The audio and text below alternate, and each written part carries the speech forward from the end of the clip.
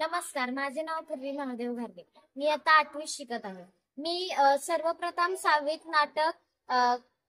नाटक करायला सुरुवात केले, ते पण आमच्या अजय सरांमुळे. त्यांनी मला पहिल्यांदाच नाटकात घेतलं. मला बालनाट्याची आवड सुद्धा नव्हती आणि काय असतं ते सुद्धा मला माहिती नव्हतं. त्याच्यामुळे मला कळत नव्हतं काय करायचं, पण आमच्या अजय सरांनी मला समजावून सांगितलं.